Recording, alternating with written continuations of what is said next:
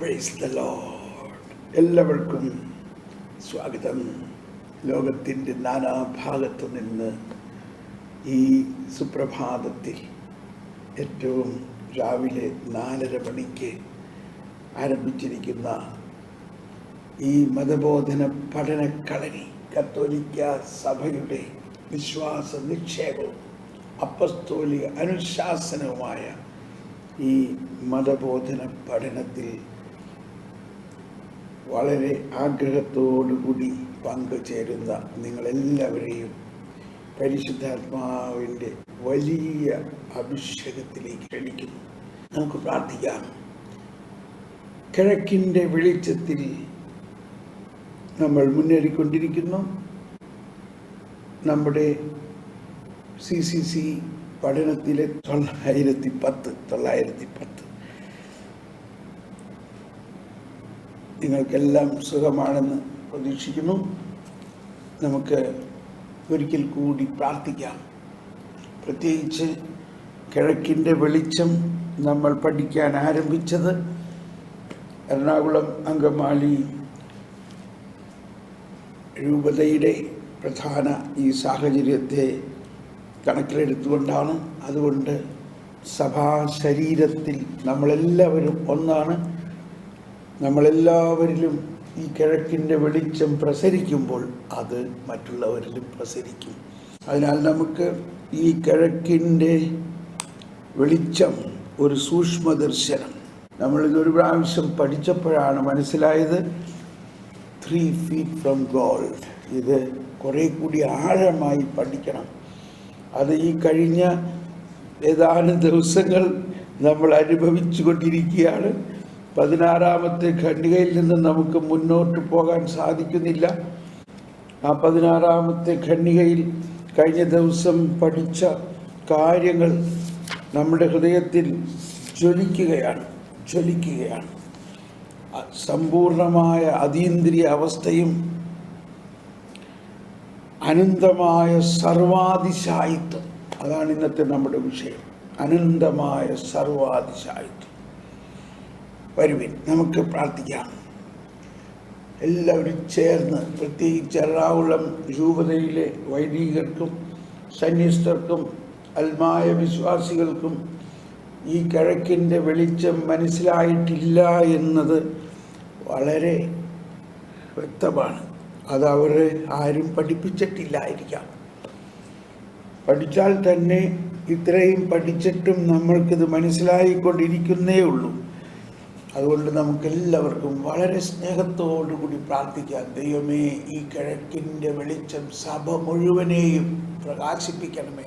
പ്രത്യേകിച്ച് എറണാകുളം അങ്കമാലി രൂപതയിലെ എല്ലാ വൈദികരെയും സ്നേഹിച്ച് നമുക്ക് പ്രാർത്ഥിക്കാം. കർത്താവേ, അവർക്കറിയില്ല കർത്താവേ, അവർ ഈ വെളിവിലേക്ക് വന്നിട്ടില്ല. ഈ വെളിച്ചം അവരിലേക്ക് ഞങ്ങളിൽ ഇത് പ്രകാശിക്കുന്നതിലൂടെ സഭാ ശരീരത്തിൽ മുഴുവനും പ്രകാശിക്കണമേ.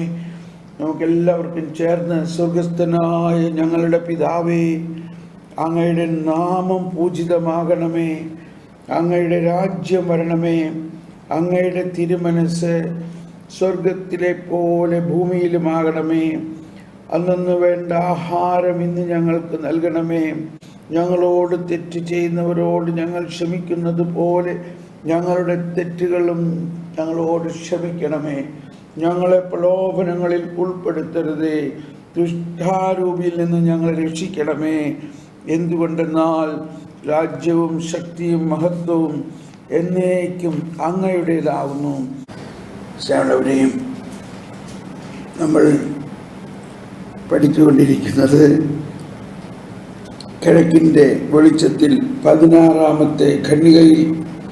ഇന്നലെ നമ്മൾ കഴിഞ്ഞ ദിവസം പഠിച്ചത് നമ്മൾ ഒരിക്കൽ കൂടി ഒന്നേറ്റു പറയുകയാണ്. അതിപ്രകാരമാണ്.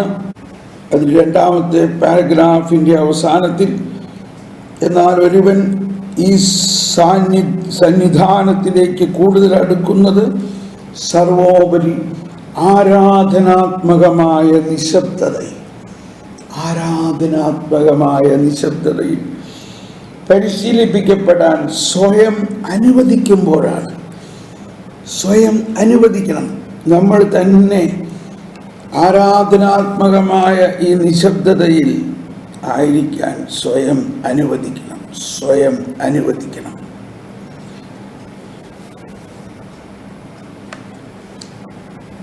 സ്വയം അനുവദിക്കുമ്പോഴാണെന്ന് അവർ ഗ്രഹിക്കുന്നു.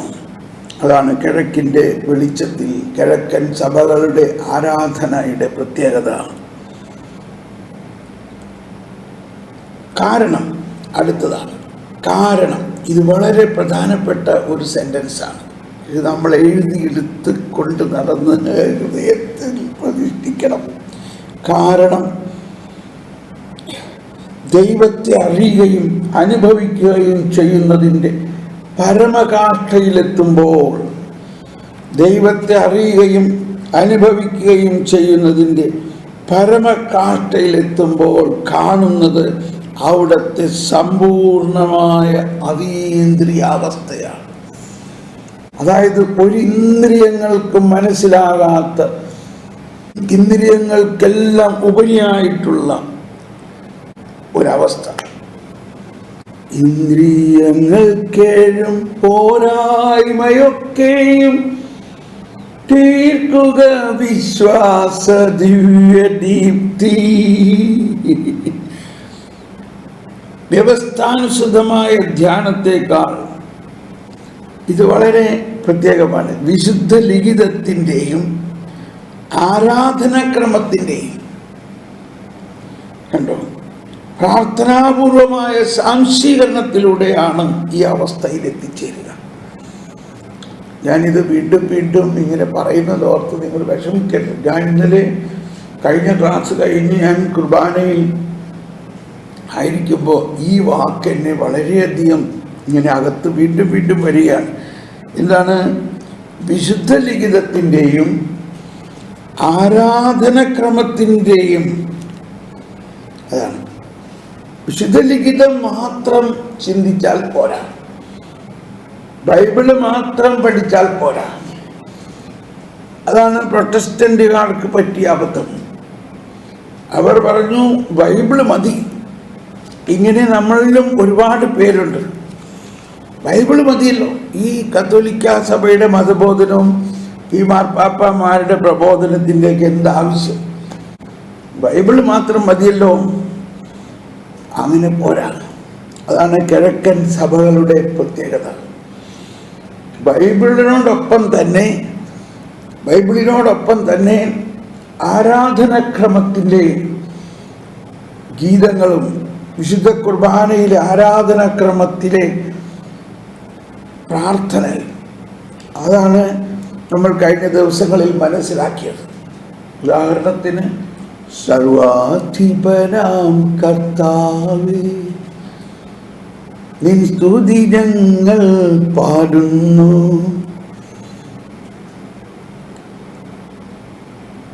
അതുപോലെ മർത്യനു നിത്യമഹോന്നതമാം ഉത്ഥാനം നീ അരുളുന്നു. ആ ഒരു പ്രാർത്ഥനാ ഭാവത്തിൽ അത് പാടുമ്പോൾ നമ്മൾ എന്താണ് മനസ്സിലാക്കേണ്ടത്? അന്ത്യദിനത്തിൽ കർത്താവ് എഴുന്നള്ളി വരുമ്പോൾ ഉണ്ടാകുന്ന ആ അത്യഗ്രാഹ്യമായ അത്യത്ഭുതകരമായ ആ ഉത്ഥാനത്തിൽ ഞങ്ങൾ വിശ്വസിക്കുകയും അതിൻ്റെ മുൻകൂർ അനുഭവം ഈ ആരാധനാക്രമത്തിലൂടെയും ഞങ്ങളുടെ വിശ്വാസത്തിലൂടെയും ഞങ്ങളിൽ ഇപ്പോൾ തന്നെ ഉണ്ട്. ഇതൊന്ന് വിശ്വസിച്ച എല്ലാവരും, കർത്താവേ അങ്ങ് സത്യമായും ഞങ്ങളുടെ ശരീരങ്ങളെ ഉയർപ്പിക്കുന്നവനും ആത്മാക്കളെ രക്ഷിക്കുന്നവനും ജീവനെ നിത്യം പരിപാലിക്കുന്നവനുമാകും. അപ്പോൾ ഇതിനോടൊപ്പം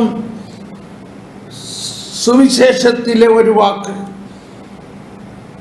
അതാണ് വിശുദ്ധ ലിഖിതത്തിലെ ഒരു വാക്ക്.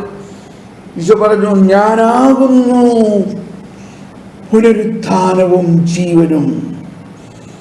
ഇത് വിശ്വസിക്കുന്നവൻ മരിച്ചാലും ജീവിക്കും. ഞാനാകുന്നു പുനരുത്ഥാനവും ജീവനും. അപ്പം ഞാനിന്ന് വീണ്ടും ഇത് പറയാൻ ആഗ്രഹിക്കുന്നത്, നമ്മൾ പലരും നമ്മൾ പല പ്രാവശ്യം പറഞ്ഞിട്ടൊരു കാര്യമാണ്, ബ്രദറെ എനിക്ക് ദൈവസ്വരം കേൾക്കാൻ പറ്റുന്നില്ലല്ലോ, എനിക്ക് ആ ഇൻറ്റിമസി കിട്ടുന്നില്ലല്ലോ. അപ്പോൾ ഞാൻ പറയും, നിങ്ങൾ ഉള്ളിൻ്റെ ഉള്ളിൽ ഇരിക്കുന്ന കർത്താവിനോട് ലയിക്കണം, ആ കർത്താവിനെ സ്നേഹിക്കണം, എന്നിട്ട് ആ കർത്താവിനെ കുറിച്ച് ധ്യാനിക്കണം.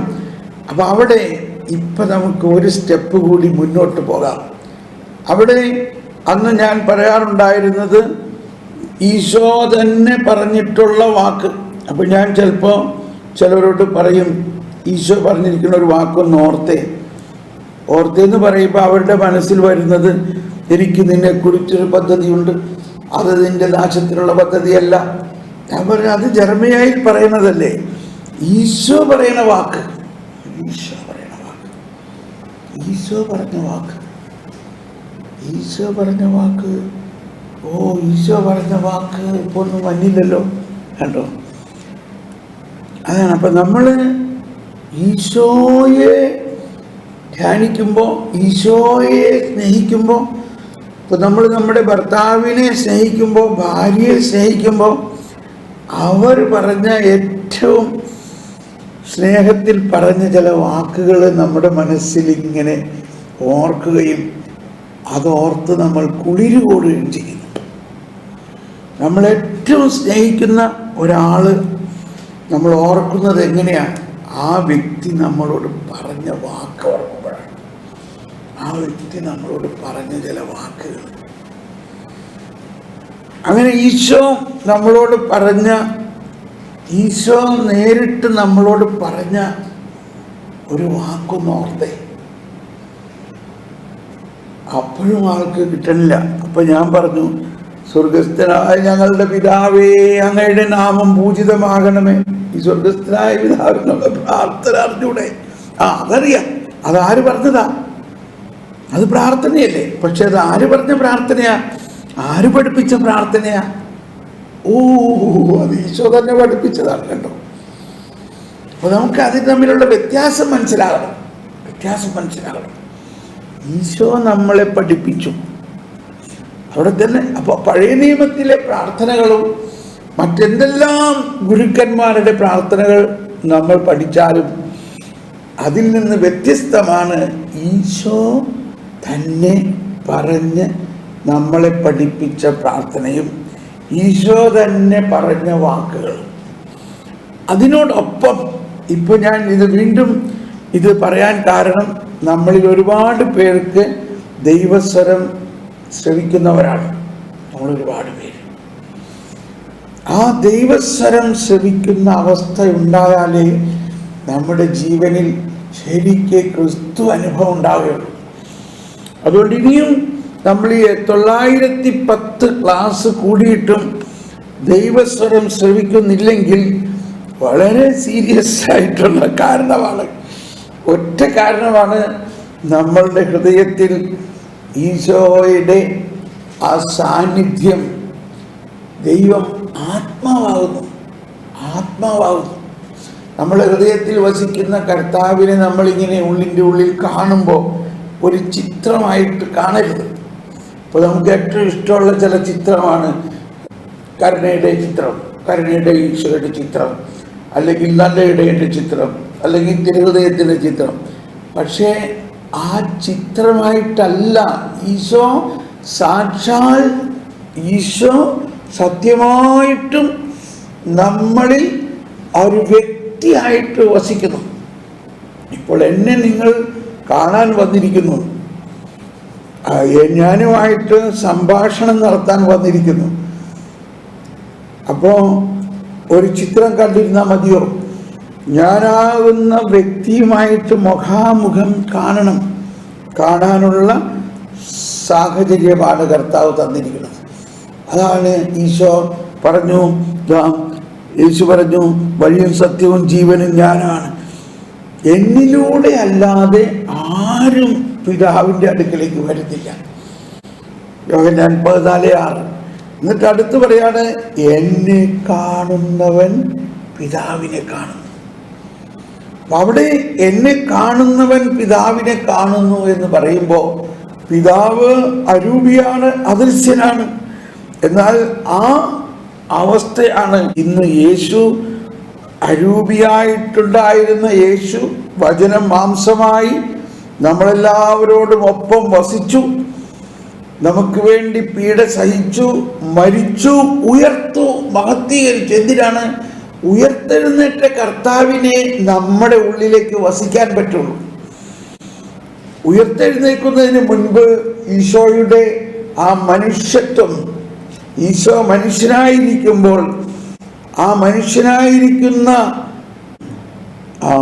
മർത്യ ശരീരമായിരിക്കുന്ന ഈശോന് നമ്മുടെ മർത്യ ശരീരത്തിൽ കയറാൻ പറ്റുമോ?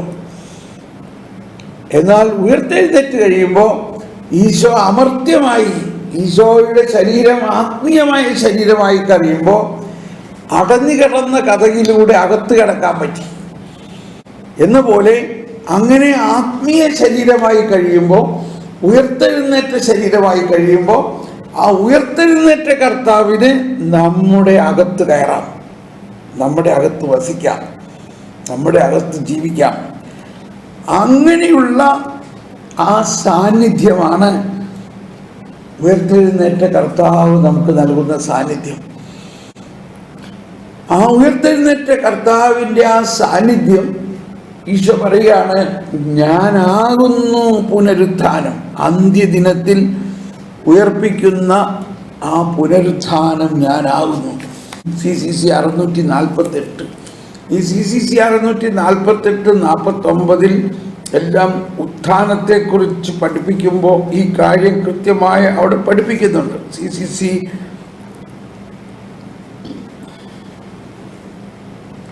645 നോക്കാം. 645.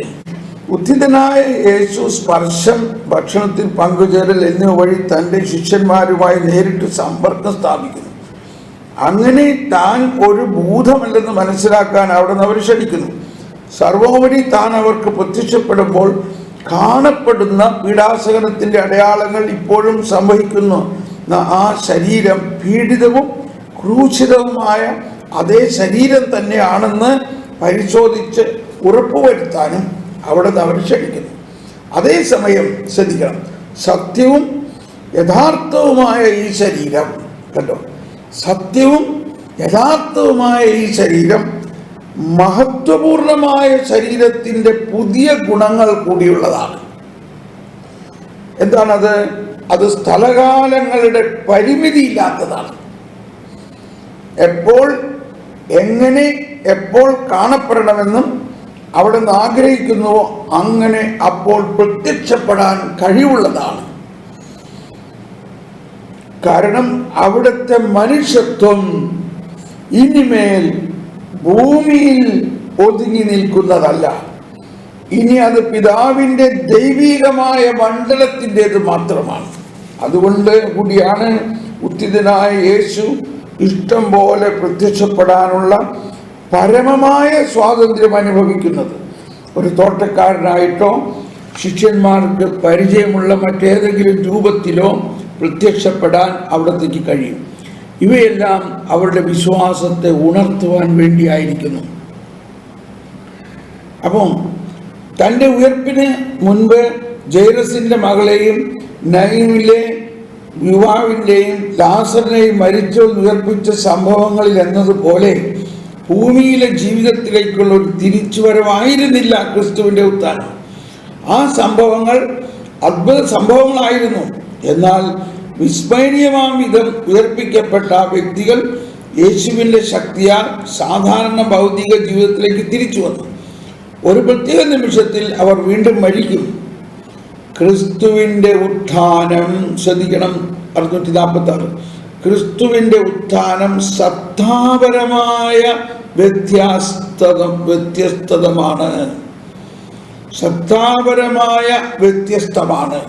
ഉത്ഥാനം ചെയ്ത തൻ്റെ ശരീരത്തിൽ അവിടുന്ന് മരണത്തിൻ്റെ അവസ്ഥയിൽ നിന്നും കാലത്തിനും സ്ഥലത്തിനും അതീതമായ മറ്റൊരു ജീവിതത്തിലേക്ക് കടക്കുന്നു.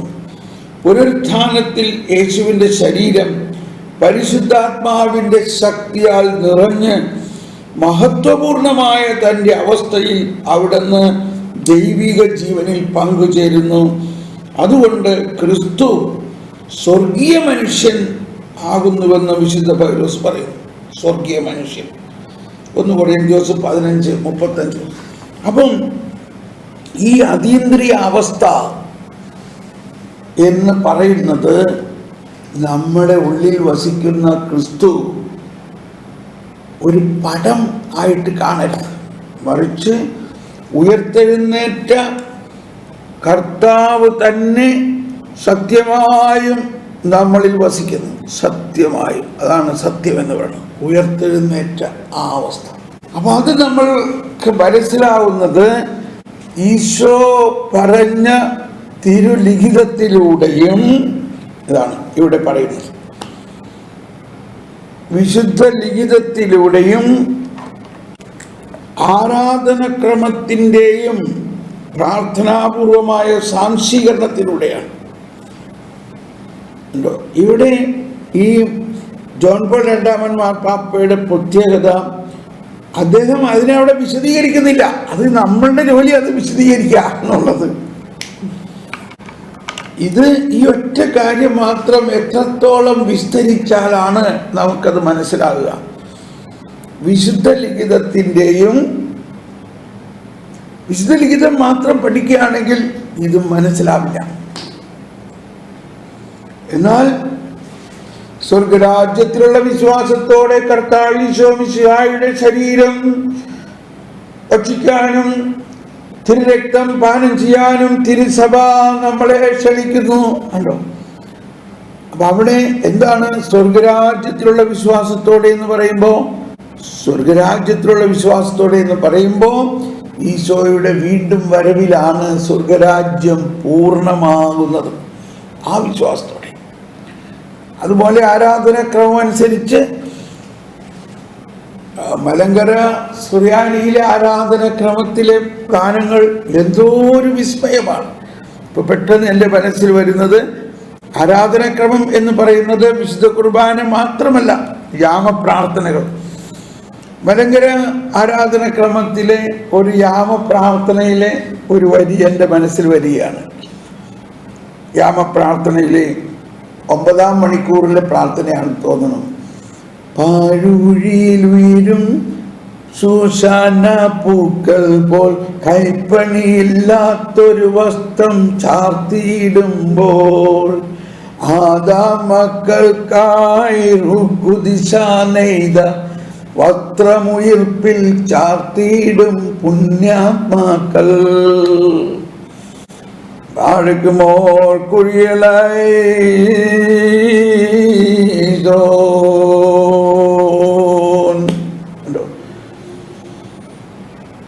പാഴൂഴിയിൽ ഉയരും ശോശാന പൂക്കൾ. പാഴൂഴി എന്ന് പറയുന്നത് സിമിസ്തേരിയിൽ വളരുന്ന ഒരു പൂക്കളാണ് ശോശാന പൂക്കൾ. വെളുത്ത ഒരു തരം പൂക്കൾ സിമിസ്തേരിയിൽ വളരുന്നത്, സിമിസ്തേരിയിൽ വെച്ച് പിടിപ്പിക്കുന്നത്. എന്തിനാണ് സിമിസ്തേരിയിൽ ഈ വെളുത്ത പൂക്കൾ വെച്ച് പിടിപ്പിക്കുന്നത്? എല്ലാം വളരെ പ്രത്യേകമാണ്. കർത്താവിൻ്റെ ഈ പൂക്കളെല്ലാം നമ്മളോട് സംസാരിക്കുന്നു. നമ്മളിപ്പോൾ ഈ കാലഘട്ടത്തിൽ മനസ്സിലാക്കി കഴിഞ്ഞു, സൃഷ്ടി പ്രപഞ്ചം മുഴുവൻ ദൈവത്തിൻ്റെ പ്രവൃത്തിയാണെന്നും അതെല്ലാം വിശദീകരിക്കപ്പെടുന്നു എന്നും. ആ ശോശാന പൂക്കളെ പോലെ പാഴൂഴിയിലുയരും ശോശാന പൂക്കൾ പോൽ കൈപ്പണിയില്ലാത്തൊരു വസ്ത്രം ചാർത്തിയിടുമ്പോൾ, അതായത് കൈകൊണ്ട് നെയ്യാത്ത ഒരു വസ്ത്രം. എന്താണ് ആ വസ്ത്രം? അതാണ് കർത്താവ് നമുക്ക് തരുന്ന പാഴൂഴിയിലുയരും ശോശാന പൂക്കൾ പോൽ കൈപ്പണിയില്ലാത്തൊരു വസ്ത്രം ചാർത്തിയിടുമ്പോൾ ആദാം മക്കൾക്കായി കുദിശ നെയ്ത വസ്ത്രമുയിർപ്പിൽ ചാർത്തിയിടും പുണ്യാത്മാക്കൾ. കണ്ടോ? ആദത്തിൻ്റെ മക്കളെല്ലാവരും, അതായത് പ്രപഞ്ചത്തിലുള്ള സകല മനുഷ്യരും അവർ മരിച്ച് അഴുകിപ്പോയ ആ ശരീരം ഉയർത്തെഴുന്നേറ്റ് അവയ്ക്ക് ആദാമക്കൾക്കായി റുക്കുദിശ നെയ്ത വസ്ത്രമുയർപ്പിൽ ചാർത്തിയിടും പുണ്യാത്മാക്കൾ. ആർക്കുമോർ കുര്യലൈസോ സുബഹോലാബോലബറോഹം റൂഖാദിശോ സുബഹോലാബോലബറോഹം റൂഖാദിശോ.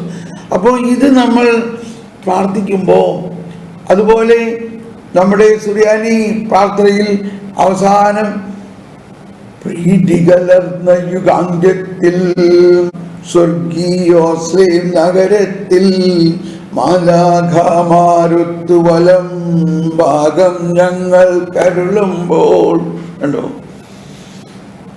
അതുപോലെ സങ്കീർത്തനം 45 രാജകുമാരി സ്വർണ്ണക്കശ ഉടയാട ചാർത്തി അന്തഃപുരത്തിൽ ഇരിക്കുന്നു, വർണ്ണശബളമായ അങ്കിയണിയിച്ചവളെ രാജസന്നിധിയിലേക്ക് ആനയിക്കുന്നു. ക്ഷമയുള്ളവരെ, ഞാനിത് റിപ്പീറ്റ് ചെയ്തതുകൊണ്ട് എനിക്ക് ശക്തമായ ഒരു അനുഭവമാണ് ഇത് ഞാൻ റിപ്പീറ്റ് ചെയ്യുമ്പോൾ. അതായത് ഈശോ പറഞ്ഞ വാക്കുകളും ആരാധനാക്രമത്തിലെ പ്രാർത്ഥനകളും, അതാണ് നമ്മൾ ഉയർപ്പ് ഞായറാഴ്ച രാത്രിയിലത്തെ സർമ്മത്തിൽ അനാദി മുതലേ അനന്തത വരെ ഞാൻ ആൽഫായും ഒമേഗായുമാണ്. ആൽഫായും ഈ 33 വർഷം നമ്മളോട് കൂടി ജീവിച്ച കർത്താവിനെ നമ്മൾ മനസ്സിലാക്കേണ്ടത് അനാദി മുതൽ അനന്തത വരെയുള്ള ആ ജീവിതമാണ്. ആ ജീവിതം 33 വർഷം ഈശോ മനുഷ്യനായി അവതരിച്ച്, മനുഷ്യനായി പിറന്ന്, മനുഷ്യന്റെ പാപങ്ങൾ ഏറ്റെടുത്ത്, മനുഷ്യനെ വിശുദ്ധീകരിച്ച്, മനുഷ്യനെയും കൊണ്ട് സ്വർഗത്തിലേക്ക് കടന്നു. എന്നിട്ട് അനന്തത വരെ നമ്മളോടൊപ്പം നമ്മളുമായിട്ട് ജീവിക്കുന്നു. അതിനുശേഷം വീണ്ടും വരവിൽ നമ്മുടെ അഴുകിയ ശരീരങ്ങളെ ഉയർപ്പിക്കുന്നു. എല്ലാവരും പ്രാർത്ഥിക്കാം. നമ്മൾ വിശ്വസിക്കൂ. നമുക്കിത് വിശ്വസിക്കാൻ പറ്റുന്നുണ്ടോ? നമ്മുടെ മാതാപിതാക്കളും നമ്മളും മരിച്ചുപോയ ലോകത്തിലുള്ള എല്ലാ മക്കളും, അതാണ് ആദാം മക്കൾക്കായി റുക്കുദിശ നെയ്ത വസ്ത്രമുയർപ്പിൽ ചാർത്തിയിടും പുണ്യാത്മാക്കൾ. ആദത്തിന്റെ മക്കളെല്ലാവരും, അതായത് പ്രപഞ്ചത്തിലെ സർവ മനുഷ്യരും ഉയർത്തെഴുന്നേക്കും. നമ്മളിപ്പോൾ ഇവിടെ നിർത്തണം, നമ്മുടെ സമയം കഴിഞ്ഞു. അപ്പോൾ നമ്മൾ മുന്നോട്ട് പോയില്ല എന്നോർത്ത് വിഷമിക്കരുത്. നമ്മളെല്ലാവരും ഇന്ന് തന്നെ ഈ ഒരു എക്സസൈസ് ചെയ്യണം. ഈ ഒരു എക്സസൈസ് ഇതാണ്: നമ്മുടെ ഉള്ളിൽ വസിക്കുന്ന കർത്താവിനെ നമ്മൾ ആരാധിക്കണം. ആ കർത്താവിനെ എങ്ങനെ നമ്മൾ കാണണം? ആ കർത്താവിനെ ഒരു പടമായിട്ട് കാണരുത്. ആ കർത്താവ് അരൂപിയാണെന്നും ആത്മാവിൽ ദൈവത്തെ ആരാധിക്കുക, അതാണ് യഥാർത്ഥ ആരാധന എന്ന് ഈശോ പറഞ്ഞത് ഓർക്കുക. ഞാനാകുന്നു പുനരുത്ഥാനം എന്ന് പറഞ്ഞത് ഓർക്കുക. അതോടൊപ്പം നമ്മുടെ കുർബാനയിലെ ഈ ഗാനം ഓർക്കുക. ഓരോ കുർബാനയിലും ഈ ഈശോയുടെ വീണ്ടും വരവിനെ കുറിച്ചുള്ള ഭാഗം ഓർക്കുക. അങ്ങനെ ഓർക്കുമ്പോൾ ഇവിടെ എഴുതിയിരിക്കുന്നത് പോലെ വ്യവസ്ഥാനുസൃതമായ ധ്യാനത്തേക്കാൾ വിശുദ്ധ ലിഖിതത്തിൻ്റെയും ആരാധനക്രമത്തിൻ്റെയും പ്രാർത്ഥനാപൂർവമായ സാംശീകരണത്തിലൂടെയാണ് ഈ അവസ്ഥയിൽ എത്തിച്ചേരുക. ഇത് നിങ്ങൾ എഴുതിയെടുക്കൂ. ഇത് നിങ്ങളുടെ ഹൃദയത്തിൽ എത്ര കൃത്യമായിട്ട് പറഞ്ഞിരിക്കുന്നു. ഈ കാരണം ദൈവത്തെ അറിയുകയും അനുഭവിക്കുകയും ചെയ്യുന്നതിൻ്റെ പരമകാഷ്ഠയിലെത്തുമ്പോൾ കാണുന്നത് അവിടുത്തെ സമ്പൂർണമായ അതീന്ദ്രിയ അവസ്ഥയാണ്. വ്യവസ്ഥാനുസൃതമായ ധ്യാനത്തേക്കാൾ വിശുദ്ധ ലിഖിതത്തിൻ്റെയും അതുമാത്രം പോരാ, ആരാധനാക്രമത്തിൻ്റെയും പ്രാർത്ഥനാപൂർവമായ സാംശീകരണത്തിലൂടെയാണ് അസിമിലേഷൻ ഈ അവസ്ഥയിൽ എത്തിച്ചേരുക. അപ്പോൾ ഇത് നിങ്ങൾ ഇന്ന് പ്രാക്ടിക്കലായിട്ട് ഇത് ചെയ്യണം. ഇത് ചെയ്തിട്ട് നിങ്ങൾ കുറച്ച് പേര് എനിക്ക് ആ അനുഭവം ഒന്ന് പങ്കുവെക്കണം. എനിക്ക് ഭയങ്കര സന്തോഷമാണ് അതൊന്ന് അറിയാൻ. ഇനി ആരും പറയരുത് എനിക്ക് ഇതുവരെ കേൾക്കാൻ പറ്റുന്നില്ല, എനിക്ക് എൻ്റെ അകത്തിരിക്കുന്ന ദൈവവുമായിട്ടൊരു കോണ്ടാക്ട് കിട്ടില്ല എന്നാരും പറയരുത്. ഇത്രയും ചെയ്തിട്ടും കിട്ടുന്നില്ലെങ്കിൽ എനിക്കൊരു മെസ്സേജ് തരിക, ഞാൻ കുറച്ചുകൂടി അതിൻ്റെ ആഴത്തിൽ ലയിക്കാം. വരൂ. ഹല്ലേലൂയ. ഈശോയെ നമുക്ക് പ്രാർത്ഥിക്കാം. ഈശോയെ നന്ദി കർത്താവേ, ഈ അതീന്ദ്രിയ അവസ്ഥ, ഈ ഒന്നാകൽ ഞങ്ങൾക്ക് തരണമേ, ഈ ഒന്നാകൽ ഞങ്ങൾക്ക് തരണമേ. ഈ അനന്തമായ സർവാതിശായിത്വത്തിൻ്റെ അനുഭവം ഞങ്ങൾക്ക് തരണമേ. അനാദി മുതൽ അനന്തത വരെയുള്ള ആ കർത്താവ് നമ്മുടെ ആത്മാവിൽ എഴുന്നള്ളിയിരിക്കുന്നു എന്ന് വിശ്വസിക്കാനും ആ വിശ്വാസം ഞങ്ങളുടെ ജീവിതത്തിൽ അനുഭവിക്കാനും അത് ഞങ്ങളിലൂടെ സഭ മുഴുവനിലും പ്രസരിക്കാനും അങ്ങനെ കിഴക്കിൻ്റെ വെളിച്ചം എല്ലാവരെയും വിശുദ്ധീകരിക്കാൻ ഇടവരുത്തട്ടെ.